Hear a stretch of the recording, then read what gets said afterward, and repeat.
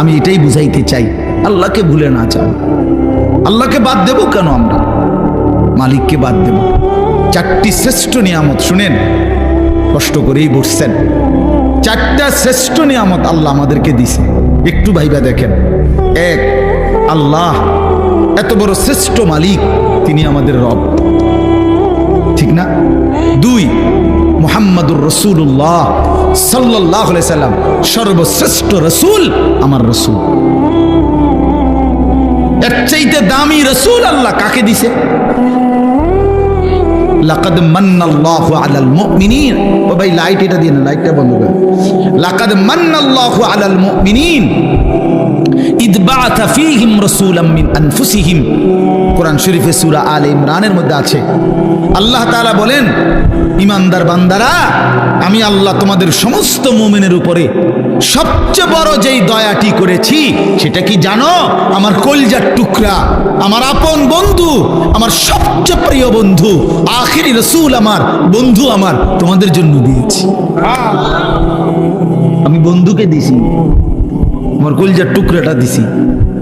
এই আমার এমন বন্ধু, যে বন্ধুরে আদম থেকে ঈসা সমস্ত নবী এবং নবীর উম্মতরা পাইতে চাইছিল, আমি কেউরে দেই নাই, আমার কাছে আগলাইয়া রাখছিলাম সেই প্রথমেই সৃষ্টি করে।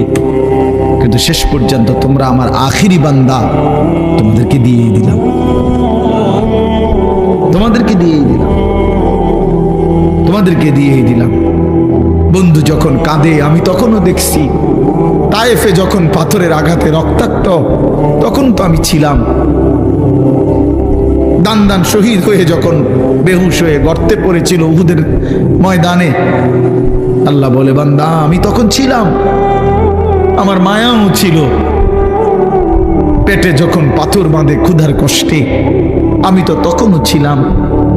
কিন্তু তোমাদের কাছে দিন পৌঁছায় দেওয়ার জন্য আমি আমার সবচেয়ে কলিজার টুকরার এই কষ্টগুলো আমি আল্লাহ সয়ে নিয়েছি, তবুও যেন আমার বান্দা তোমরা দিন পেয়ে যাও। কি বলে? এত কিছু আল্লাহ তাআলা আমাদেরকে এত বড় শ্রেষ্ঠতম রাসূল দান করলেন, কেন আমরা হেরে গেলাম? আল্লাহ আমাদের রব, শ্রেষ্ঠ মুহাম্মদ সাল্লাল্লাহু আলাইহি সাল্লাম আমাদের রাসূল। এবার আসেন, কোরআন এর চাইতে শ্রেষ্ঠ কিতাব কোনটা? বলেন না বাফ। এর চাইতে দামি বই কোনটা?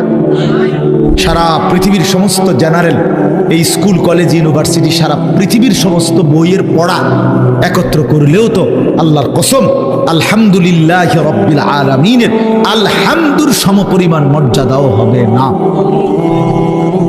হবে না।